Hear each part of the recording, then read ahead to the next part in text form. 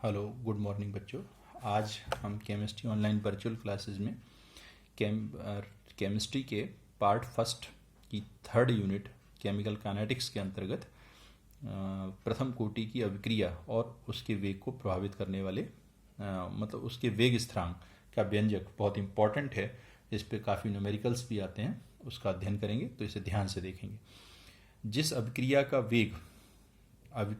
वेग अभिकारक की सांद्रता के प्रथम घात के समानुपाती होता है, प्रथम कोटि की अभिक्रिया कहलाती है। ऐसे भी कह सकते हैं, जिस अभिक्रिया का वेग अभिकारक की सांद्रता के प्रथम घात के समानुपाती होता है, प्रथम कोटि की अभिक्रिया कहलाती है। या वह अभिक्रिया जिसमें अभिक्रिया के वेग को प्रभावित करने के लिए एक अभिकारक अणु के सांद्रण की आवश्यकता होती है, प्रथम कोटि की अभिक्रिया कहलाती है। जैसे ये बहुत एग्जाम्पल पूछा जाता है एग्जाम में, इसकी कोटि पूछी जाती है। जैसे पिछली बार H2Cl2 का एग्जाम्पल दिया था शून्य कोटि में, वो भी बहुत पूछा जाता है और इसी प्रकार से ये भी पूछा जाता है।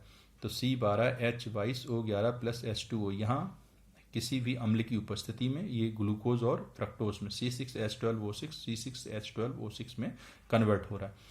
तो इस अभिक्रिया का जो वेग है, वेग समीकरण है, वो है dx/dt बराबर k active mass of C12H22O11 into active mass of H2।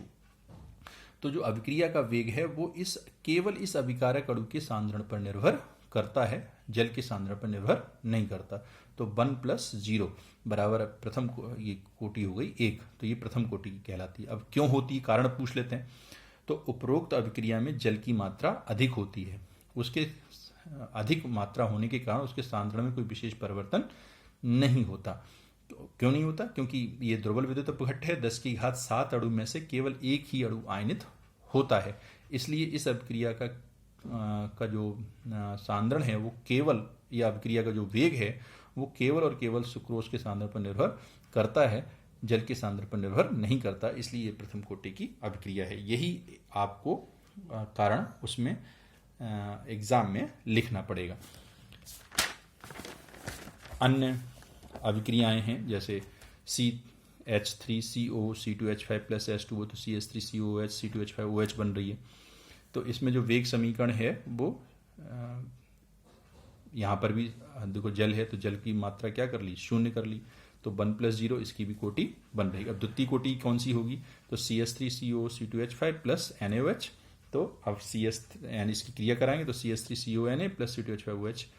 अब इसका जो वेग है, वेग समीकरण है वो k बराबर active mass of CH3CO C2H5 और एक्टिव मास ऑफ NaOH, 1+1 तो हो गई 2।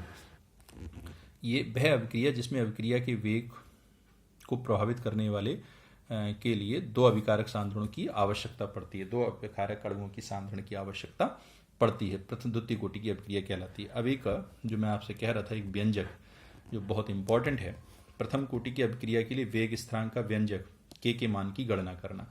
तो माना कोई प्रथम कोटि की अभिक्रिया निम्न प्रकार होती है, ये मान ली हमने।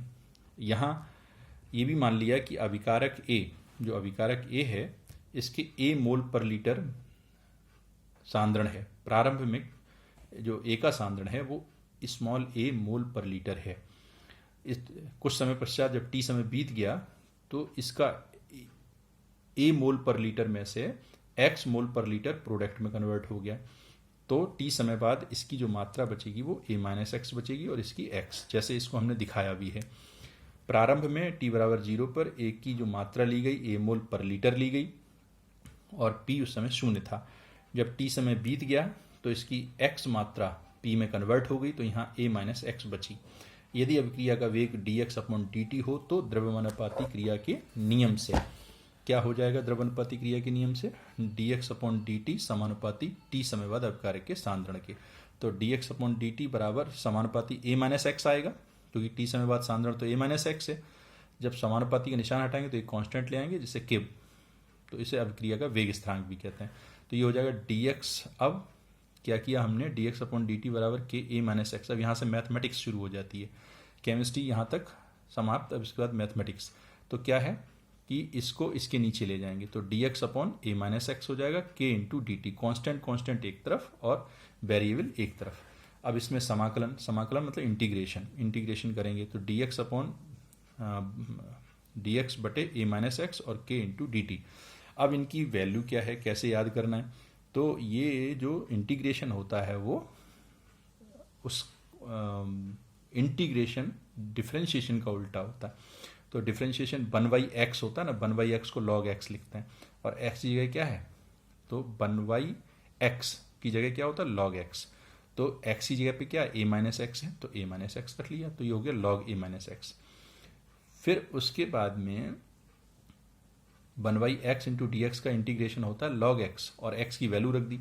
अब जिसको x या t मानते हैं उसका दोबारा से डिफरेंशिएशन कर दें, तो a कांस्टेंट है तो इसका तो 0 हो जाएगा, x वेरिएबल है इसका 1 हो जाएगा, तो d/dx तो क्या हो जाएगा 1, तो माइनस इस वजह से यहाँ पर आ गया, तो minus log a minus x इसका फार्मूला है, याद कर लेंगे। फिर k 1 इंटू डी टी, तो 1 इंटू डी टी का होता है t, तो के टी, और जब अनिश्चित समाकलन होता है तो एक कांस्टेंट लेते हैं c, जिसे समाकलन नियतांक कहते हैं।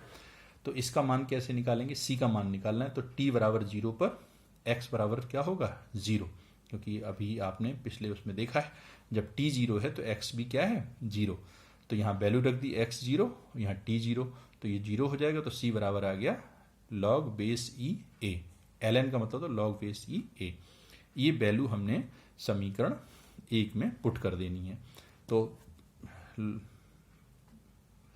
Minus log base E a minus x के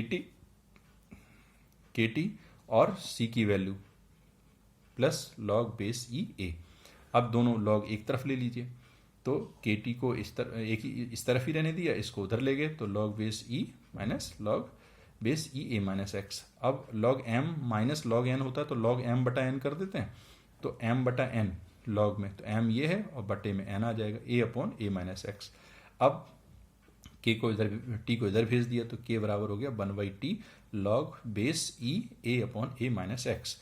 अब चूंकि वैल्यू जो दी होती हैं वो log बेस 10 में दी होती हैं, तो इसलिए हमने इनमें रिलेशन देख लिया, हमने आपको समझाने के लिए लिखा है। ln का मतलब होता है log बेस e, और ये बराबर होता है 2.303 log बेस 10, तो हमने यहाँ वैल्यू रख देंगे, k बराबर हो जाएगा 2.303 upon t log 10 a upon a minus x. ये हमारा k का मान निकला है, k बराबर हो गया 2.303 upon t log base 10 a upon a minus x. केवल 2.303 आ गया, यहाँ log 10 हो गया, ये मान हो गया।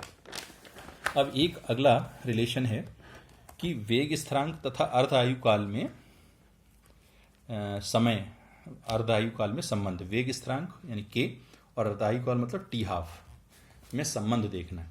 तो समान अंश या 50%, चाहे जो भी कह लें, समान अंश का मतलब भी वही है 50%, भाई a का समान अंश क्या हो गया a/2 या a का a/2 हुआ तो 50% ही तो हुआ। तो सिद्ध कीजिए अभिकारक का आधा सांद्रण समाप्त होने में लगा समय अभिकारक के सांद्रण पर निर्भर नहीं करता, ये सिद्ध करना है। तो हमने क्या किया, वही रिएक्शन ले ली, a बराबर p, t बराबर 0 पर ये a है, ये 0 है, और t समय बाद इसमें x मात्रा इसमें कन्वर्ट हो गई, तो यहाँ बचा a माइनस एक्स। अब हमने x की जगह, क्योंकि हम अर्धायु काल कह रहे हैं, तो अर्धायु काल का मतलब ऐसा होता है कि जिसमें वह समय जिसमें कोई अभिकारक या कोई जो पदार्थ है वो अपने का आधा रह जाता है। आधा का मतलब a है ना, a का आधा कितना हो गया a/2, तो a/2 रह जाए ना, तो a/2 इसका मतलब इधर कन्वर्ट हो जाए, तो a/2 इधर कन्वर्ट हो जाए, तो इसका मतलब x की वैल्यू कितनी रख दें a/2, और वो समय, तो समय भी क्या हो जाएगा t/2, क्योंकि अभी हमने आपसे अर्धायु काल की परिभाषा अगर हम कहें कि हाफ लाइफ पीरियड क्या है, तो आप यही तो कहोगे कि वह समय जिसमें कोई पदार्थ अपनी प्रारंभिक मात्रा का आधा रह जाता है। तो इसकी प्रारंभिक मात्रा a है, a का आधा रह गया a/2, तो यानी कि x की जगह पे हम a/2 रख देंगे और t की जगह t/2 रख देंगे। तो k बराबर जो समीकरण आई थी वो थी 2.303 upon t log base 10 a upon a minus x. Value रख दी, t की जगह t/2 रख दी और x की जगह पे a/2 रख दी। सॉल्व करेंगे तो सॉल्व करने पर ये a से a कट जाएगा और ये आ जाएगा k 2.303 upon t half log base 10 2। अब उसके बाद में हम log 2 की वैल्यू जानते हैं 0.3010 होती है, दोनों को मल्टीप्लाई कर लेंगे तो ये आ जाएगी k बराबर 0.693 अपॉन t हाफ। तो t हाफ बराबर हो जाएगा 0.693 अपॉन k। k अभिक्रिया का वेग स्थिरांक है और t हाफ अर्धायु काल है। फिर समझ लेंगे, अर्धायु काल का मतलब होता है हाफ लाइफ पीरियड का कि वह समय जिसमें कोई पदार्थ अपनी प्रारंभिक मात्रा का आधा रह जाता है। तो हमने यहाँ पर जो समीकरण थी उसी समीकरण में x की जगह पे प्रारंभिक मात्रा a है, a का आधा मतलब a/2, और वो समय कौन है, t, तो tv कितना हो जाए, t/2। तो ये दोनों वैल्यू हमने इसमें रख करके सॉल्व किया है, और सॉल्व करने के पश्चात हमारी जो वैल्यू है वो t हाफ बराबर 0.693/k आ जाता है। चूंकि इसमें सांद्रण का a और x का कोई भी भाग नहीं आ रहा, तो हम ये कह सकते हैं कि अर्धायुकाल का जो संबंध है वो सांद्रण से नहीं होता है, या अर्धायुकाल उसके सांद्रण पर निर्भर नहीं करता है। ये आज यूनिट समाप्त हो रही है, इसके न्यूमेरिकल्स आपको भेजे जा रहे हैं। अगर आपको कोई परेशानी हो इस यूनिट में तो आप मेरे व्हाट्सएप नंबर पर संपर्क कर सकते हैं।